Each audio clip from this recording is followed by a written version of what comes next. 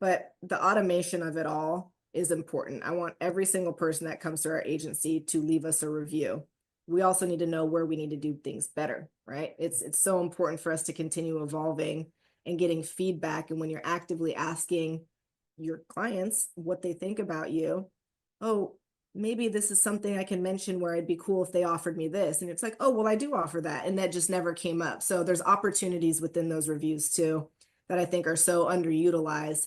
And mostly I'd say because people are kind of scared of feedback. They're kind of scared of the not so great review, and you should desire those. You should attract any type of feedback from the people who are working with you so you can continue to evolve your business. And the best way to do that is just getting feedback from people who've interacted with you. Welcome to the Spotlight Session. It's a game-changing interview series that showcases award-winning agency owners to share secrets of starting and scaling a marketing business. Hey everybody, welcome to another episode of our HighLevel podcast Spotlight Sessions, where we bring in high-level users from our ecosystem to share a little bit of behind the scenes of their business, how they're using HighLevel, how they can inspire and help others within the HighLevel community so you could use it as well. I wanted to bring on a special guest here of ours, Miss Adrianne Branche. She is the CEO of Branche Out Marketing. We've put together an episode based on Adrianne's expertise, what she does day to day around this topic. And the topic is streamlining sales and marketing systems with HighLevel to maximize growth for you and your customers. And we put together three main pillar points that we're planning on going over today. The first one is identifying gaps in sales and marketing processes. The second is leveraging high-level automations for efficiency. And the third is achieving time freedom while maintaining client touch points. Adrianne, welcome to the HighLevel Spotlight podcast. Great to have you. Thank you so much. I'm super excited to be here. You guys, I'm excited to have you because I know we've been back and forth and we finally got on here. We have been, but time will present itself when it's supposed to. So I'm glad we're getting this opportunity to connect. And I've learned so much over the past couple of years in HighLevel and just through other agency owners, and it has just changed the game for how I run business, for how I can spend my time day to day. And I think more people should definitely leverage it in their sales and marketing strategy as a partner. It's become a huge partner of mine. So I'm excited. So thank you for having me. Yeah, it's awesome to have you and to hear that part of, sometimes we get so caught up in our workstation, in our working environment, in our goals and our to-dos that we forget that there are other people like us out there leveraging the systems and that what we're doing every day is not unique. And that's what we try to do on this podcast is bring folks like yourself and others on to share, hey, this is how I'm using it. Adrianne, for those that may not know you personally or are brand new to HighLevel and don't really know the potential, could you share a little bit about your story and how we were able to earn your business to come to HighLevel as our customer and why you're still with us? Yeah, absolutely. It all starts in the beginning, right? So last year I was in a advertising and marketing accelerator program. It was 16 weeks long. The company is Billie Jean is marketing, and that, I was like, where do I start? Where do I even start? And he created a really detailed framework of how to start your agency and how to run ads and how to create content and so on and so forth. And throughout that 16 weeks, I was surrounded by 300 other people in the group that were of the same mind, right? How do we start these businesses? How do we get back some time for ourselves so we can spend it how we really want to spend it? And so I just made the investment. I got contacted by Billy after a conference in January of last year. I was like, hey, what's up with this program that you got going on? And so he's telling me about it, and I was like, I need to jump in. I need someone to hold my hand through this process. I need a community of people around me that speak the same language, because this is a different language for sure. It's something that is there's just so many nuances to it. And when you have those other people who know how to speak that language, it makes it all easier. So I joined the program, and I learned so much in that 16 weeks, but I also understand that not everyone has 16 weeks of time to want to dedicate to that or to even really just sit through it. People are working full-time jobs, and a lot of people are using this to start another business or whatever that may be for them. So after going through the accelerator course, they're using HighLevel as well. And everything that we learned in that process are things that I've learned before, but using multiple platforms. And I'm like, I don't want to do that. I don't need multiple logins. I don't want to have to do integrations between all these systems to communicate. I need one tool that can do the bulk of the work with me and speak to itself and communicate with itself. And that's where HighLevel came in. And, I've used so many CRMs in the past and so many integrations and automations that just took so much time to set up. And HighLevel pretty much simplified that whole entire process. So I'm a huge fan of it. I don't know where I would be without it, probably a bit more frustrated, but I'm not. I love HighLevel, and it's been just an awesome partner in building my business. So, now I have these groups and masterminds that I check in with because so many different people are leveraging this tool in different ways. And you can't think of all the ways by yourself, and you shouldn't try to. It'll hurt your brain. So don't do that, but continue to have that community of people who use the platform or are running agencies or are using it for their own business, to really learn a lot more about the ins and outs of how powerful this tool is. Because not only is it powerful in what it can do, but it's changing every single day. I mean, in our systems and processes, like our daily touch point, I have my assistant checking what are the new HighLevel updates. So she's always going to check the notifications and seeing what's evolving there. And then I think another point that I really appreciate about HighLevel is the fact that they are so open to improving their whole system, their process, what they offer. And, they've created areas where you can say, hey, I would really love to have this feature in play, or I see a gap here in something that HighLevel I know could offer. You submit that request, it goes into a portal where people start looking at it internally and say, hey, so many people are asking for the same thing. Let's get cranking on it. So I love how direct it is and how personal the whole experience has been since I've been using it. Let's touch on the first pillar here. And these are 3 pillars that you've put together and that you're passionate about. I want to talk about here the identifying gaps in sales and marketing processes when it comes to the implementation because of being either overwhelmed or it's just too techy. Yep. Could you touch on, with your experience and what you see yourself and with customers, how do we unpack this first pillar? Yeah, those are great mentions. And I think there's so many different gaps, and it depends on your business structure and your sales flow. But, as a business owner, you have to wear so many hats, especially if you're starting your business. You are essentially wearing all the hats unless you can have help right away. In my case, I did not have help right away. And so I was wearing all the hats, and I took those hats very seriously, right? Because I understood that a lot of the common pain points are inconsistent follow-ups in a sales cycle, or disorganized lead tracking, or just time insensitive or time intensive workflows, and just creating it. Like you mentioned, the technology learning curve. You have to be committed to know how to set up, certain workflows and how to set up the whole environment for this, marketing machine to really work. So I would say that, any lead really needs about 5 to 7 touch points before they might convert.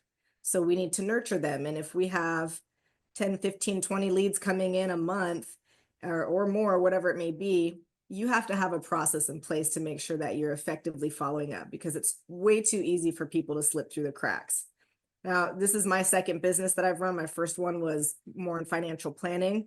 And a lot of those internal tools have all these barricades where you just can't market in a way that you would like to because of, FINRA regulations or SEC regulations. And so this tool has been able to help overcome a lot of those in ways that aren't, they're still respectful to regulation, I should say. So, but inconsistent follow-ups is, oh, I wrote down a note somewhere, or I wrote a time tracking sheet somewhere, and I know that I need to follow up with that person. So just even the energy that you have to spend remembering is too much. We've got way too many other things flying at us. And so creating a CRM with opportunities and being able to track these leads and where they are in your sales cycle is hugely important. That way you make sure nobody slips through the cracks at all. And then also it just helps with visibility as you begin to hire or bring people on or support on the platform. They know exactly where to look. They know exactly who to follow up with. Adrienne, for somebody that they're an agency owner and they know that HighLevel has the different, pipeline, the marketing, the automations. Could you share a little bit on how you've unpacked it for your business to start to build this infrastructure of without you having to push the buttons the minute you need it done? Yeah, absolutely. And I'll use a couple scenarios here. So I'll start with the client because we've just most recently, gone through this, so it's fresh on my brain. But they had essentially grown their real estate investment company to a $40 million company without any type of CRM or systems and processes in place, which is hugely amazing.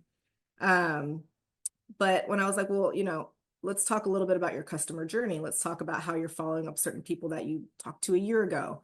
And the response was, I don't have any of that in place. And I was like, well, there's so much money that's just falling out because we don't have a follow-up.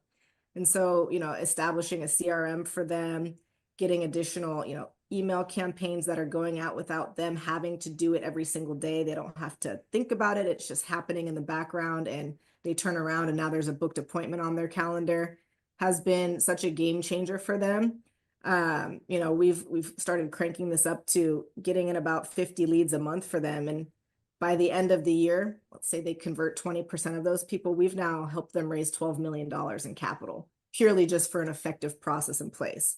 So we're really excited about how that's working, and they're excited because it's time back to the business. Every business owner wants time back. Every one of us do. Yeah. And so when we can give that gift to other people, you become really valuable, and you help them understand that this has to happen for your business to grow. And if you don't have it in place, then you're losing so much traction, and you're also losing to the competition who's got their process tight. We look at the customer journey, such a powerful way of looking at things. Yeah. Could you talk to me and our audience about the customer journey? How do you map out your customer journey from a strategy into a technical, and maybe share one or two things that our audience could start doing for themselves with mapping out what that looks like in their HighLevel? Yeah, absolutely. This part I think is often overlooked, and I'm not exactly sure why, but the customer journey is the number one most important place for us to start when we're talking with our clients. And even as we're looking at our own processes, we want to see what your current process is like. So at the point of reaching out to someone new, right? Are you reaching out online? Is it all referral based? Where are these new people coming from? And once they are in your system and they are considered a new lead, which is someone that could possibly buy your services, we want to know every single touch point thereafter as well. So they're in your system. Is your first touch point to call them and schedule a meeting? If so, then we can set up an automation that just automatically sends an email and has them book appointment directly to their calendar. So that way it's just one less thing that they have to do. But that's just for one person, right? Think about this you've got to do 30 of these a month, and now you've got 30 automated emails that are going out, or whatever the number is. And you really are just sitting back and relaxing and waiting for those booked appointments to come in. But after the meeting, right, what happens then? Do we make a sale in the meeting? Do we need a follow-up meeting? Do we need to send them a link to purchase something? It just depends on what that business's offerings are and what their existing sales cycle's like, and how we can tighten it up to make sure that no one slips through those cracks. So that journey from start to finish, it's not just, getting them into the lead. It's not just getting the booking appointment. It's some people say no. Some people say no to the product. And that's important to know that, well, they were interested for some reason at some point. And does it make sense to continue following up? Because maybe it's just a timing issue. Maybe it's just a financial issue. Whatever the reason is that they didn't take action, unless they are just a complete not right fit, they need to be going back into some sort of automation. So that way, how to, you can continue to nurture that lead and get them to convert at some point. And so because we are mindful of the 5 to 7 touch points before converting, we try to create as many of those as possible within the flow. And then maybe we're not always asking for the sale. Maybe it's just, hey, here's some value.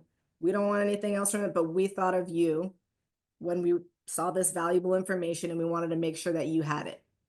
So being able to set a customer journey where you're not just asking for those touch points, but you're also offering value, builds the credibility, and it builds trust with those people as well. So now you're in a position to ask for the sale on the 7th time and say, hey, let's revisit this. This seems like it's, something that's interested in you because we saw that they clicked on a link that we sent in one of those emails, or they responded back, right? Whatever that outcome looks like, a no is not always a no. In my book, it's a maybe not right now, unless it's, actually just not a right fit, which is okay too.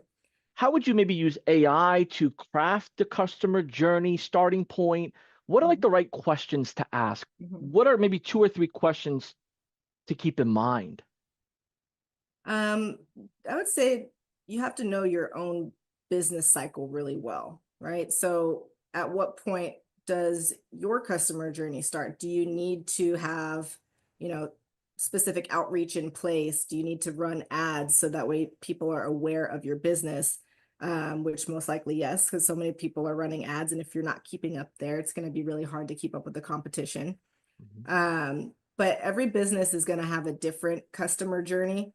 And, if you're looking at your own sales process, it's creating a customer journey where if you're attracting people who know nothing about you, there's a group of people that you're able to speak to that want to buy what you're offering.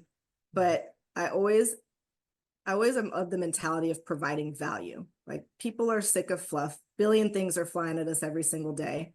But if someone sends me an email and says, hey, Adrienne, I can help you create automations faster, or I can help build websites faster, or I've got a really tight process around, just agency management, I'm all ears. I want to know that. Those things speak to me, and I'm going to open that email, and I'm going to want to book a meeting with them and learn more.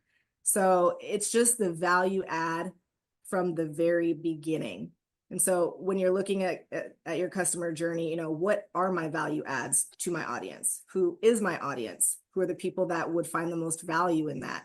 So that's really more foundational nitty gritty of the questions that you should be asking before you start mapping out and implementing the automations there. Because if you're in a position where you're just marketing to everyone and you're spending ad spend on a very large group of people who aren't even willing to buy or even the right fit for you, now you're just, hemorrhaging cash, and you don't really need to be. So getting, some market research, we help a lot of our clients with market competition and analysis to make sure that we have a very particular group of people that we want to show ads to, or that we want to show value to in whatever way that looks like. So that way we can just, have more of an effective sales flow altogether, and that we're continuously adding value. People look at you in a particular skill set, whatever that skill set is that your business is offering. And that when that time is right for that customer, they're like, oh, I know exactly who to go to. So all of that, I would say is merged together, but you have to be very clear on who your product or service is for and who would find value in that before we start creating any other parts of the journey. I think when we just take a step back and look at why we even started our business, it starts there, right? Typically, business owners are starting a business because they've identified a problem and they want to solve for it. And so that's what it's all about. I have something of value to this group of people, and I'll use whatever resources that are available to me to solve for that problem. And as the business owner, those available resources can be a whole technology stack. It can be, a very efficient technology stack. I mean, there's so many ways to get it done. But again, it's a big reason why I've leveraged HighLevel, because it's kept all of that in-house. So yeah, just being very clear on your value proposition and what you can offer to people is the most important part for an effective sales and marketing strategy. You have to know, what their pain points are, like you mentioned, how you're solving for that, and be very clear in those communications too. So we use ChatGPT a lot. We use Gemini a lot. We're getting into DeepSeek a bit. So, There's a whole bunch. This there's a stuff is whole bunch. I growing. mean, that's the other part of it too. The AI part can be very overwhelming, but I would say don't get drowned in all that noise. Just pick one in the beginning. Let that be your tool that learns about you, learns about your business, has a memory so it can help you reflect on scenarios or strategies or create images for you. I mean, there's so many great ways to leverage AI tools. So, I mean, yes, use your brain, but you don't have to use it too hard, right? Don't have a headache after all this, because you can easily get into that rabbit hole of ways to leverage AI. So strategic thinking. Yes, strategic thinking, 100%. Leverage some more of those keywords. Like, what are people searching for? How are they finding businesses that are like mine? I mean, so much of that is in the foundation of how you plan to connect with your people. And if you don't know those things in the beginning, now you're just shooting shots into the dark, and you're kind of like, why isn't any of this working? It's like, well, you don't know your customer very well, and you need to know your customer before you can be a resourceful tool for them. So having those KPIs is really important. Yeah, I've run a very close-knit team because I think we all need to have the awareness of what's happening, because if, I have someone running the social media side and the scheduling, well, a lot of that can tie into an automation that will be a Google review, or it can tie into other parts of another person's job that's in our agency, right? And so we keep the education and the communication so tight internally. Again, those changes come up with HighLevel all the time and enhancements. And so it makes it great, makes us more efficient. But as far as, the day-to-day of managing all of that, and we've got, I don't know, maybe 4 or 5 tools that we use regularly on a day-to-day. And with our clients, we only use Google Workspace, anything. So we stay in touch with our clients on a Google Chat. We try to minimize some of those emails because everyone's got a billion emails flying at them. But it's really taken our ability to stop with so many of these little Post-it notes or spreadsheets, or just things that don't really work, and tie it all into one database where everyone has the same oversight. Everyone can go check in on analytics or check in on posting or whatever their respective area is.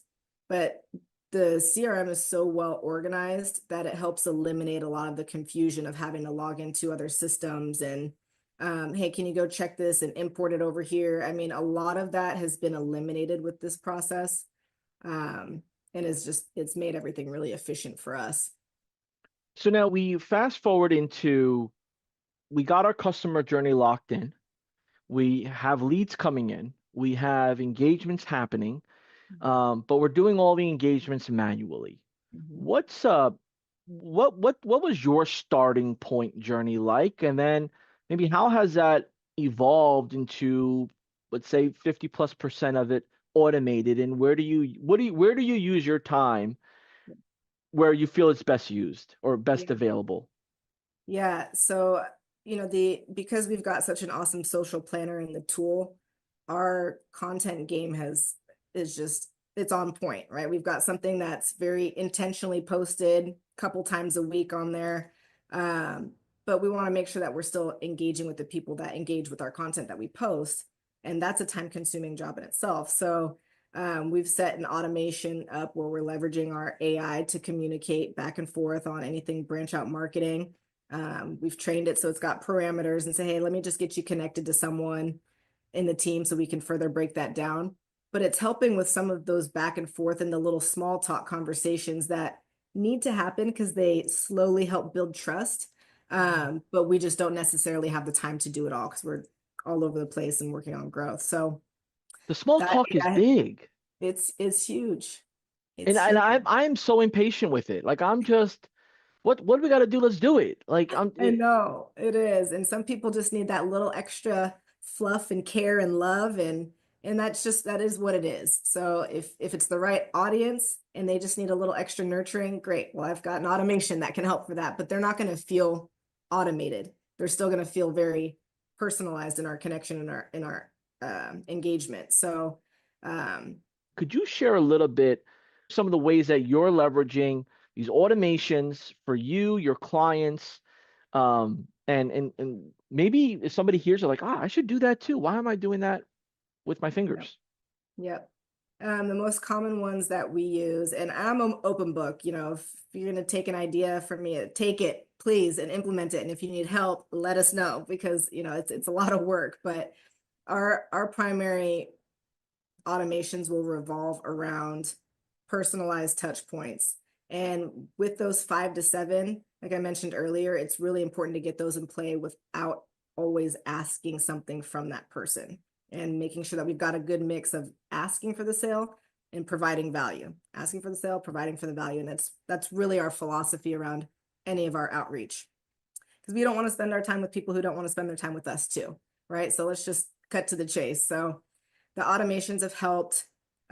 We get birthdays, we send happy birthdays, just we're thinking of you, or, you know, in a conversation, I knew it was their company anniversary, congratulations. And I set these automations because I know I'm not going to necessarily remember to do it day of, but I can set something else up that will. And when people feel a little special, you know, that just strengthens the relationship and builds more trust. So whenever I'm creating any of these processes, I'm a big fan of playing the long game. I can long game out. I can out long game most people, I would say. And by doing that, you know, I leverage automations to do that. So that way I'm not just spreading my time too thin on it. Also, I think another overlooked part that we leverage a lot in the automation side is our Google reviews. I mean, I'm not exactly sure the percentage of people that look at Google reviews, but I know it's a very high number. People will go search for these companies, see what the experience has been like from other word of mouth reviews, and then make a decision. And so because that happens so frequently, our process needs to be tight on us getting reviews so people can understand how impactful the strategies that we've helped small businesses with actually are. And so my Google review game is on point. So we've leveraged an automation. So once they've become a client, probably about a month after, it takes us about 1 month to do a full onboarding. About a month and a half after, we ask for a review on there. And really we want that review because we know we're not at a point of ROI time so much yet. But it's more about this experience with us. Do they like us? Are we good people to them? Do we treat them with kindness and respect? Do they feel heard as we are creating this, you know, massive marketing plan for their businesses? All of those things are so foundationally important because when we show up the right way, you know, everything else is going to trickle in. Those ROIs will trickle in, but we need our people to like us and want to work with us, because that also helps with our word of mouth and growing our referral base there. But the automation of it all is important. I want every single person that comes to our agency to leave us a review. We also need to know where we need to do things better, right? It's so important for us to continue evolving and getting feedback. And when you're actively asking your clients what they think about you, oh, maybe this is something I can mention where it'd be cool if they offered me this. And it's like, oh, well, I do offer that. And that just never came up. So there's opportunities within those reviews too that I think are so underutilized. And mostly I'd say because people are kind of scared of feedback. They're kind of scared of the, you know, the not so great review, and you should desire those. You should attract any type of feedback from the people who are working with you so you can continue to evolve your business. And the best way to do that is just getting feedback from people who have interacted with you. So those automations are huge because that just continues to repeat or help us repeat business. Yeah. So But I know the sales cycles are like, there's some big sales cycles. there are some big sales cycles. Yeah. And products. I mean, this could apply back to your customer journey that you mentioned. You need to know what that looks like. Yeah. It could be early stage education type of program where they phase into the next, and then the ultimate is the Tahiti where it's all 150 whatever K. Yeah. But there's a process to that of, let's say, 2 to 3 years of knowledge and experience and building the foundation to somebody that goes for, you know, I've seen people that you know, teach exams and testing for professions of, you know, 3 years till they get to their, you know, their end profession goal. I guess, would that be an example of the long game? Yep, that's the long term. That's totally the long term. So exactly what you said. There's milestones to people's lives. And sometimes when you've reached out to them, then great person, great audience, great candidate, bad timing because of X, Y, Z, right? But this time next year, I know they'll be well positioned. They've graduated or they're 1 year into their business and feel more comfortable spending money on marketing and investing in their business. That long game is really important because then people feel like, oh my God, they remember me too. And then you're just more likely to convert. When that person's ready to buy, you're the first person that they think of. So we create those long game automations purely for that reason. We want to be Hopefully that's not forefront for trademarked that. or anything. Or I don't think so. If I stole it from someone, if that's the case. So I'm like, trademark I like that. whoever created Long that. game, the LGA, long game automations. We're gonna make a Yeah. course around that or something. I Yeah, love, yeah, totally. but that's just an example of taking something that, maybe you say to yourself, or you look at something and back to applying it back into technology and back to applying it into the concept of doing business and being a business owner. Mhm. It's like an ever evolving process. Yeah. There are ways to do certain things in a chronological order, and there's others where they kind of just zigzag in between. And Mhm. I like how you explain it, because sometimes, when I listen to podcasts, all types, I'm like, man, I never thought of it like that, or oh, I knew it was that way. Yep, exactly. I just needed to Yeah. hear it from somebody else. As Yeah, crazy. exactly, right? And not your mom, because it's never, you can't take it from your mom either. I love my mom. I take so much advice from my mom now. So Well, yeah. And then the kids, now you start to realize how your kids feel about it. Like, oh man, yeah, oh I want. yeah. Oh my God, totally, totally. That's a whole other thing. But to go back to what you said, the long game approach is really helping you stomach some of the business mindset that comes with just the ebbs and flows of business. Running a business is such a roller coaster. Sometimes you're going to be so much on the high, and sometimes you're going to be like, what the heck just happened here, right? And so when you can get yourself to really calibrate at this level and just not feel the ebbs and flows of that business, that happens because you've got such a great strategy in place. You've got enough people that are continuously coming into your CRM or your system that you can nurture over time. And you can wrap your head around, it's okay, it's just not a right time thing. It's not a me thing. Maybe it is a you thing, but that's another thing, right? You can a bit more, you can understand a bit more about where you might need to tighten your process or where you need to improve to continue evolving and growing your business. But it does help so much with business mindset and removing a little bit of the emotion from it, because business is emotional, right? Everything that we do is emotional. Someone didn't want to work with me, oh my God, right? But it just helps with just the mindset of the whole sales and marketing transaction altogether, because that can beat you up if you let it.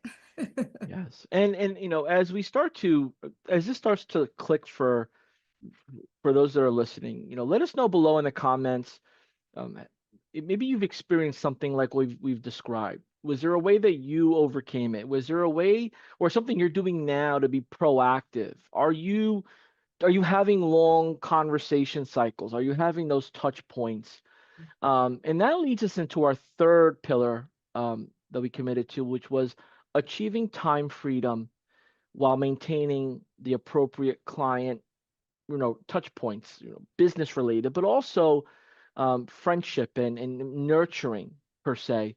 Could you touch on when you start to identify everything around your ideal client, the journey, you start setting up automations to, stay in tuned, whether it's tasks, notes, emails, congratulatory. How does that tie into now time and the next level of growing with customers and growing your business in the bottom line? Yeah, I'm so passionate about this part, especially because, when I think there's four things that I ultimately strive to have, which is time freedom, freedom of money, freedom of relationship, and freedom of purpose. And I think most business owners are probably strive for those same things.